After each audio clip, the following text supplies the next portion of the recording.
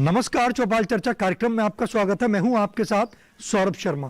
किसान भाइयों, चौपाल चर्चा कार्यक्रम आपका अपना कार्यक्रम है जिसमें हम गांव-गांव जाते हैं, चर्चा करते हैं सरकारी योजनाओं की, किस तरीके से हमारे किसान भाई योजनाओं से लाभ ले रहे हैं। आपको बता दें, इस वक्त हम मौजूद हैं उत्तर प्रदेश के जिला एटा के गांव नंगला लोदा में, जिसका ब्लॉक पड़ता है अवागढ़। आप मेरे पीछे देख सकते हैं, ये गौशाला है।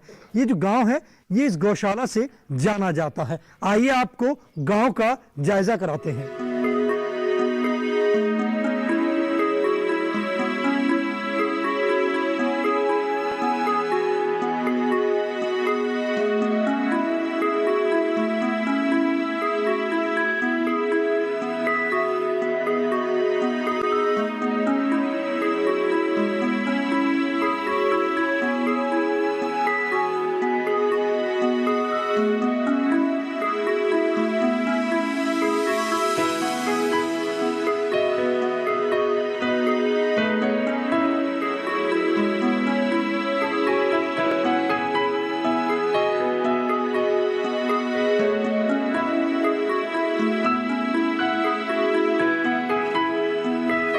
जोरदार तालियों के साथ कार्यक्रम की शुरुआत करते हैं। इस वक्त हम मौजूद हैं गांव नंगला लोदा में, जिसका ब्लॉक पड़ता है अवागढ़, जिला एटा। आज हम बात करेंगे प्राकृतिक खेती के बारे में। हमारे बीच में कृषि विज्ञान केंद्र एटा के विशेषज्ञ मौजूद हैं। हम उनसे जानते हैं प्राकृतिक खेती के बारे में। जी, आप बताएं, प्राकृतिक खेती क्या है? प्राकृतिक खेती प्रकृति पर आधारित खेती है, जिसमें कि फसलों एवं पौधों के समग्र विकास के लिए जिन जिन खनिज तत्वों की जरूरत होती है और प्राकृतिक संसाधन की जरूरत है, वो हमारी प्रकृति में ही उपलब्ध हैं, जिससे कि हम प्रकृति से ही उस पोषक तत्वों का प्रयोग कर हम पौधों का विकास कर सकते हैं। और यह खेती देसी गाय आधारित है, जिसका कि किसान भाई पालन कर एक देसी गाय से 30 एकड़ भूमि पर खेती कर सकते हैं। और इसमें सबसे बड़ी बात यह है कि अगर हम प्राकृतिक खेती करते हैं तो इससे हमारी वातावरण, जलवायु, मृदा, भूमि, मिट्टी, पानी सभी सुरक्षित रहेंगे। ये सब प्रदूषित होने से बचेंगी। देखिए, कितनी अच्छी जानकारी दी हमारे विशेषज्ञ ने आपको बताया प्राकृतिक खेती के बारे में। हमारे बीच में राजपाल सिंह जी मौजूद हैं, जो RSS हैं। आइए जानते हैं। सर, अगर हम बात करते हैं इन 5 सालों में जी, तो इन 5 सालों में हमारे गांव में क्या क्या बदलाव आए हैं? देखिए, सबसे पहली बात जो है वो यातायात के साधन, आवागमन के साधन इतने अच्छे हो गए हैं कि किसान अपना जो उपज है, पैदावार कर रहा है, आसानी से मंडी तक पहुंचा देता है। दूसरे, लॉ एंड ऑर्डर की बात है। छोटे किसान, जिनको मझोले किसान कह सकते हैं, ये पहले ले जाते थे तो या तो बिचौलियों के हाथ में पड़ जाते थे अथवा दबंग लोगों के हाथ में रहते थे। अब ऐसी कोई बात नहीं है, आराम से वो बेच सकते हैं, बड़े सुरक्षित हैं, उनकी ज़मीन भी सुरक्षित है। एक ज़माना था ज़मीन सुरक्षित नहीं थी, अब ज़मीन भी सुरक्षित है, उनकी उपज भी सुरक्षित है, उनके घर भी सुरक्षित हैं, पशु भी सुरक्षित हैं। वो अब चाहे गाय पालें हैं या भैंस पालें। पहले ये होता था कि घर में मालिक बैठा है और भैंस खोल ले गए, लेकिन अब नहीं, 5 साल से ऐसा नहीं हो रहा है। अगर हम बात करते हैं जिला एटा की, तो हमारी जो योजनाएं हैं कृषि एवं किसान कल्याण मंत्रालय की, किस तरीके से क्रियान्वयन उनका हो रहा है? जो हमारे सरकारी अधिकारी हैं, कर्मचारी हैं, जो भी जितने लगे हैं कृषि विभाग से, वो सब गांव-गांव जाकर के अपनी उन योजनाओं की जानकारी दे रहे हैं, लगे हैं। एक बार इसी गांव में DM साहब भी आए थे, उनके साथ CBO भी थे, अन्य अधिकारी भी थे। सबने यहाँ देखा, इसके बाद खेती को भी देखा, जाकर के लोगों को जागरूक किया। और दूसरी जगह भी यहाँ से जो सीढ़ी बना के ले गए, वो दूसरों को दिखाई कि देखिए किस तरह से खेती होती है, किस तरह से गाय पाली जाती है। और यहाँ तक आपको बताएं कि यहाँ के पुलिस कप्तान भी, वो भी आए, गौशाला देखी उन्होंने, और लोगों को कभी कभी पुलिस से हट करके वो भी बताते हैं कि साहब कैसे खेती करनी है, आपको जीरो बजट की खेती कैसे करनी है। और ये खेती स्वास्थ्य के लिए लाभदायक तो है ही, हमारी जेब के लिए लाभदायक भी है, हमारी आर्थिक रूप से भी हमें लाभ पहुंचेगा। देखिए कितनी अच्छी जानकारी दी उन्होंने। बताया कि जो जीरो बजट खेती है हमारे स्वास्थ्य के लिए तो लाभकारी है, साथ ही साथ हमारे जेब के लिए भी लाभकारी है। आप बैठ सकते हैं। हमारे बीच में किसान भाई मौजूद हैं जो सफल किसान हैं। आइए जानते हैं। जी आप बताएं, आप किस तरीके से प्राकृतिक खेती कर रहे हैं? मेरे द्वारा वर्ष 1981 में लॉ पूरी करने के बाद पिताजी ने मुझसे कहा कि आपको सर्विस की तैयारी करनी है, लेकिन मेरी रुचि पूरी कृषि में रही और सन 1981 उससे मैंने अपनी स्टार्टिंग की और यहाँ पे 3 हेक्टेयर से शुरुआत की और बहुत छोटे छोटे कई गाँवों में किसानों को जोड़ा। उसके उपरांत धीरे धीरे हम किसानों के साथ जुड़ते गए और वर्ष 1998 में हमारा 8 से 9 हेक्टेयर में बीज उत्पादन होने लगा और हम अपना बीज उत्पादन उत्तर प्रदेश बीज विकास निगम, तराई विकास निगम, राष्ट्रीय बीज निगम इनको देते थे। फिर हमारे विचार में आया क्यों हम अपना बीज उत्पादन शुरू करें, तो 1999 में हमने अपना हल्ला सीड्स के नाम से बीज उत्पादन शुरू किया और उसका बहुत ज़बरदस्त हमें प्रोत्साहन मिला और आज वर्तमान में हमारा लगभग 2000 हेक्टेयर में है और करीब सैकड़ों किसान हमसे जुड़े हुए हैं जिनको हम बीज उत्पादन कराते हैं। हमारे कार्य को देखते हुए यहाँ पे आवागढ़ ब्लॉक जनपद एटा में सब प्रथम है बीज उत्पादन में। यहाँ का सीड कई स्टेट में आता है, यहाँ तक हरियाणा पंजाब का गेहूँ धान प्रसिद्ध है बीज, लेकिन वहाँ के लोग मेरे यहाँ लेने के लिए आते हैं। हम मानक डोज से 25-30% रासायनिक खादों का उपयोग करते रहे तो हमें लगभग 3-4-5 साल तक तो फ़ायदा मिला। सन 85 तक हमारा उत्पादन 70-75 कुंटल पर हेक्टर धान का और गेहूं का आया। उसके बाद हमने अपना रासायनिक खादों का उपयोग बढ़ाया, लेकिन पैदावार हमारी गिरती गई, वो 55-60 कुंटल पे आके स्थिर हो गई। उसके बाद मेरे यहाँ जैविक कार्यक्रम मैंने अपनाया तो उससे हमारी खेती का रेस्पॉन्स में थोड़ा सा सुधार हुआ, लेकिन बहुत सफलता नहीं मिली। अब हमारे पास, क्योंकि मेरे पास 65 गाय हैं, गिरे शाहीवाल वगैरह, तो ये इनका फिर हमने जीवामृत और घन जीवामृत इसका उपयोग शुरू किया। तो 2 साल पहले वर्ष 2019 में मेरा रिकॉर्ड उत्पादन उत्तर प्रदेश में गेहूं का रिकॉर्ड उत्पादन 82 कुंटल हुआ। ये प्राकृतिक खेती से हुआ? हाँ, प्राकृतिक खेती से। और किसान कृषि विज्ञान केंद्र के वैज्ञानिक और जिला स्तर के वैज्ञानिक आए थे और मुझे उसमें अवार्ड भी दिया गया। उसके बाद ये जीवामृत का प्रयोग हमने फरवरी में किया। लास्ट ईयर हमने फर्स्ट पानी, दूसरे पानी, इन पानियों पे जीवामृत केवल दिया और हमारे खेत काफ़ी मतलब हमने उनकी सीड रेट है वो केवल 35 किलो पर एकड़ रखा। उसके बाद उनका जो उत्पादन आया वो 75-77 कुंटल तो निरंतर बढ़ रहा है। आप ये देख रहे हैं कि ये प्रतिदिन एक जीवामृत हम तैयार करते हैं और हमारा 50 एकड़ ज़मीन में लगभग 15 एकड़ ज़मीन में रोज़ पानी की सिंचाई होती है, उसमें हम लगाते हैं। और तो जब आपने जीवामृत डालना शुरू किया था तो आपका जो खर्चा है वो कम हुआ होगा, क्योंकि जो पानी है उसमें बहुत कम पानी लगता है। अगर हम बात करते हैं रासायनिक खेती की, रासायनिक खेती में अगर हमारा 100% पानी लग रहा है और अगर हम जीवामृत डाल रहे हैं और देसी तरीके से अगर हम खेती करते हैं प्राकृतिक तरीके से, तो उसमें हमारा जो पानी है वो 10% लग रहा है। तो इतना आपने भी इतना महसूस किया कि आपका पानी जो इतना कम हुआ है? हाँ जी, एक्चुअली ये होता है कि जब हम रासायनिक खादों का प्रयोग करते हैं, आप ये मान लें जैसे एक इंसान बीमार होता है और दवाइयों का प्रयोग करता है तो पानी की मात्रा बहुत बढ़ जाती है।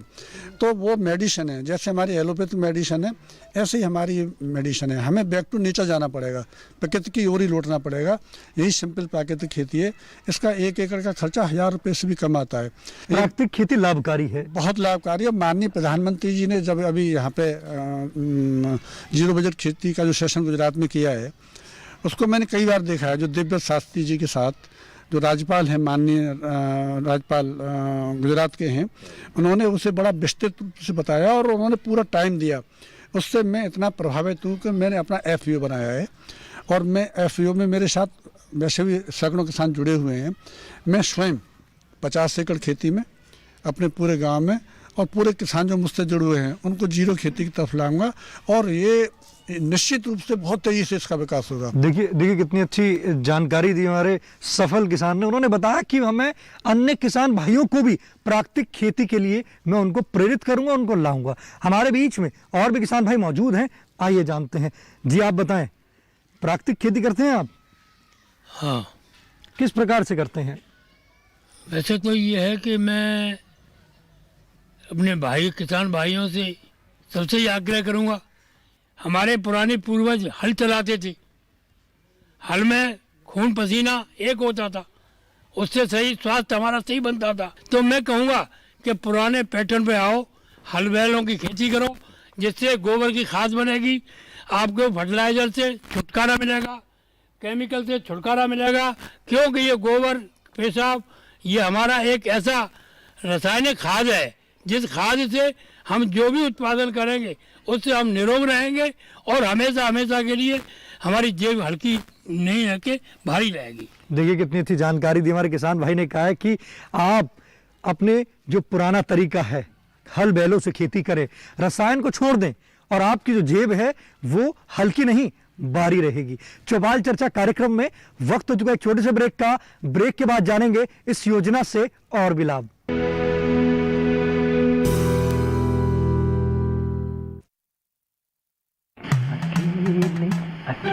अरे वाह भैया, अकेले अकेले।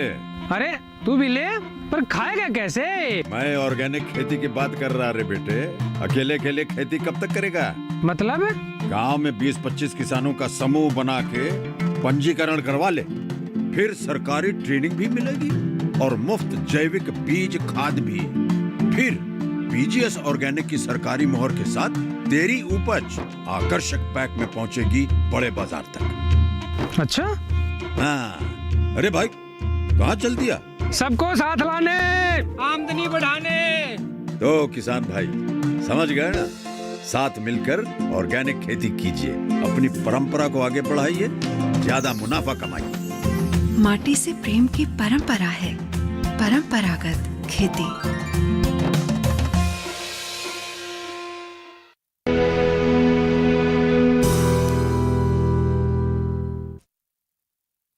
ब्रेक के बाद आपका स्वागत है गांव नंगला लोधा की चौपाल चर्चा से। आज हम बात कर रहे हैं प्राकृतिक खेती के बारे में। हमारे बीच में किसान भाई मौजूद हैं, आइए जानते हैं। जी आप बताएं।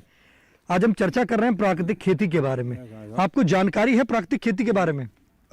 वैसे पुराने ज़माने में हम जो है अभी भी गोबर और गाय के पेशाब का स्प्रे कराते हैं अपनी खेती में, तो बहुत कुछ फ़ायदा मिला है।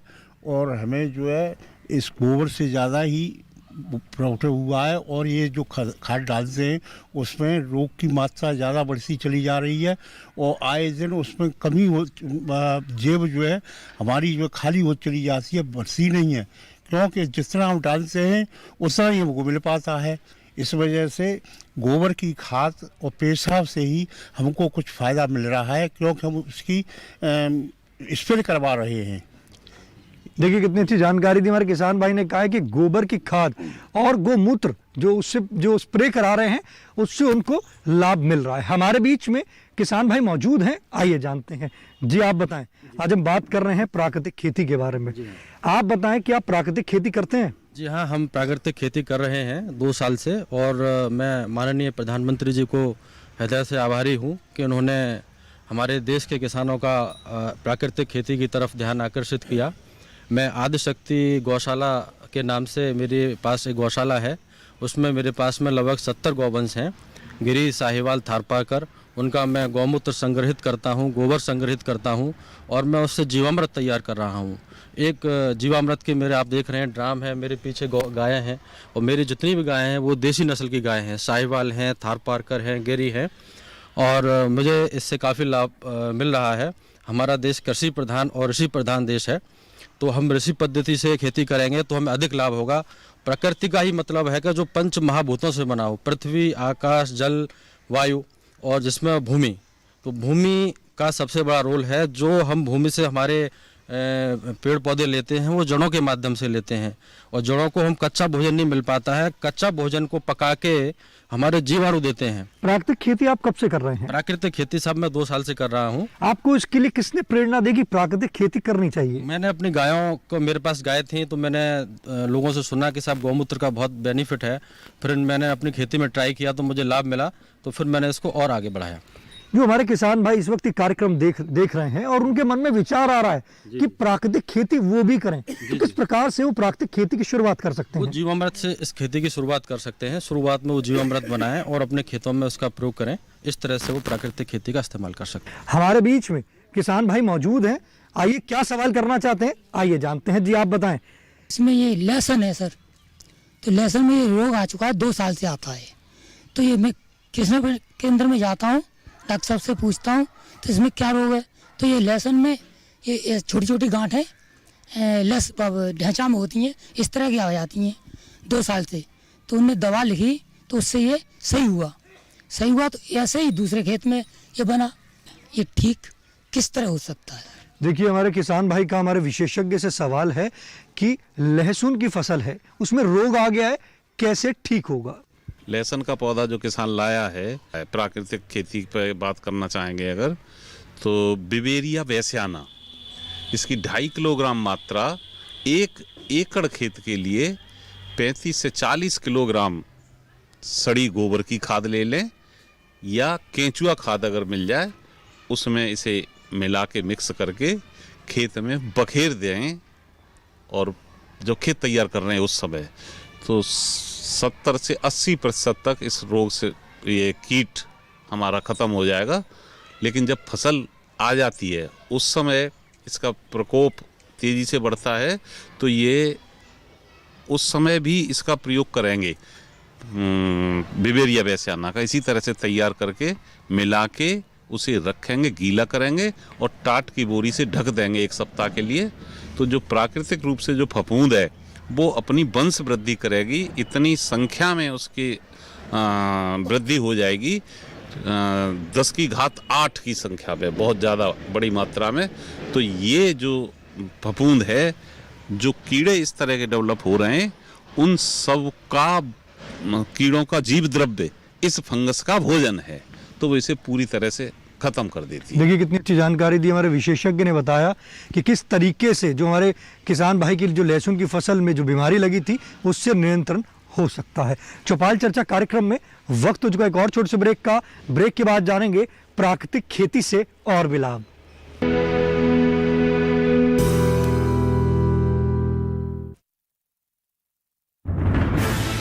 कोरोना वायरस के खतरे से बचते हुए फसल की कटाई, बिक्री, खरीद, नई फसल की जुताई और बुआई सुरक्षित हो सकती है अगर हम लगातार हाथों को साबुन और साफ पानी से नियमित अंतराल पर धोते रहें। नाक, मुंह को मास्क, गमछे या कपड़े से ढक कर रखें। आंख, कान, नाक, मुंह न छुएं। आपस में 2 गज की दूरी बनाए रखें। मास्क और 2 गज की दूरी के मंत्र को अभी हमें छोड़ना नहीं है। फसलों की बुवाई एवं कटाई करते समय आपस में कम से कम 2 गज की दूरी बनाए रखें। फसल की कटाई करने के बाद छोटे छोटे ढेरों में इकट्ठा करें। कृषि के औजारों की समय समय पर सफाई करें। एक दूसरे के साथ औजारों की अदला बदली न करें। श्रमिकों के शौचालयों और हाथ धोने की जगह की ठीक से सफाई जरूरी है। बुआई, कटाई एवं मड़ाई के दौरान इस बात का ध्यान रखें कि इन स्थानों के आसपास कोई थूके नहीं। कंबाइन, हार्वेस्टर, थ्रेशर, जुताई और बुआई की मशीनों को इस्तेमाल से पहले साफ करें। मशीनों के इस्तेमाल से पहले और इस्तेमाल के बाद हाथ साबुन से साफ करें। वाहनों, बोरियों, थैलियों और पैकिंग के दूसरे सामान की साफ सफाई पर भी खास ध्यान दें। खरीद केंद्र पर आने से पहले किसानों एवं श्रमिकों की जांच। खरीद केंद्रों पर भीड़ न लगाएं एवं किसानों को बारी बारी से बुलाएं। गोदामों पर खरीदी हुई फसल को लेने में शीघ्रता करें ताकि किसानों एवं श्रमिकों को रुकना ना पड़े। कोरोना के खतरे से बचाव और अधिक जानकारी के लिए आरोग्य सेतु ऐप डाउनलोड करें। देश में खाद्य सुरक्षा के ये सिपाही भोजन की निरंतर उपलब्धता को सुनिश्चित करते हैं। किसान स्वस्थ रहें तभी हम कोरोना वायरस से जीत पाएंगे, आगे बढ़ पाएंगे। किसान सबल, देश प्रबल।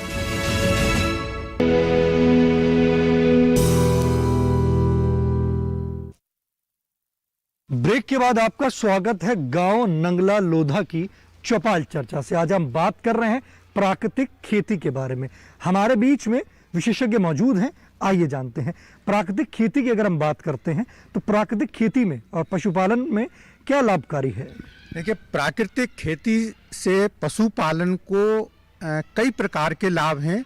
खासतौर से हम वर्तमान में देख रहे हैं कि जो पशुओं में जो उनके जो गर्भ न ठहरने की जो समस्या है, या जो रिपीट ब्रीडिंग है, इनफर्टिलिटी है, या जो जितने भी पशु हैं, चाहे गाय हो, भैंस हो, भेड़ हो, बकरी हो, तो उनमें एक गर्भधारण बड़ी समस्या का रूप ले चुका है। और उसके चलते ही बड़ी तादाद में जो आवारा पशुओं की संख्या भी बढ़ी है। तो जो प्राकृतिक खेती के द्वारा जो चारा और अनाज उत्पन्न होता है, वो जो पशुओं के लिए उपयोगी मिनरल्स हैं उनसे भरपूर होता है। जो मिल्क के जो पोषक तत्व हैं उनकी जो क्वालिटी है उसमें सुधार होता है, मांस में सुधार होता है, ऊन में सुधार होता है। पशुओं का उत्पादकता अधिक होगी और उत्पाद की क्वालिटी अच्छी होगी तो किसान भाई का जो उसे अच्छे रेट पे वो बेच सकेगा, उससे उसे अधिक लाभ होगा। साथ ही साथ जब प्राकृतिक खेती के द्वारा उत्पन्न उसे चारा वगैरह दिया जाता है तो पशुओं की जो प्रतिरोधक शक्ति है वो बढ़ती है। उसके चलते उनमें जो बीमारियां हैं वो बहुत कम आती हैं। साथ ही साथ उनकी जो आयु है, जो उनकी जो प्रोडक्टिव लाइफ है, वो कई गुना बढ़ जाती है। तो इसलिए किसान भाई को अधिक लाभ मिलता है। देखिए कितनी अच्छी जानकारी दी हमारे विशेषज्ञ ने। हमारे बीच में और भी किसान भाई मौजूद हैं, आइए जानते हैं। जी आप बताएं, आज हम बात कर रहे हैं प्राकृतिक खेती के बारे में। प्राकृतिक खेती करते हैं आप? करते हैं। बताइए किस प्रकार से करते हैं? जैसे फसल अवशेष है उसको उसी में नष्ट करते हैं, गौमूत्र है उसी को उसके खेतों में मिलाते हैं। 1 हेक्टेयर हम जमीन करते हैं प्राकृतिक, और अपन खाते हैं और खिलाते हैं। सन 2000 से की हमने। नीता चौधरी कमिश्नर थी आगरा में, वो हमसे गेहूं ले गई थी। और आज भी हमारे यहाँ चल के देख लो, सब फसल मिलेगी वैसी बिना। लाभकारी है, लाभकारी है। और केवीके वालों की मदद से हम करते हैं।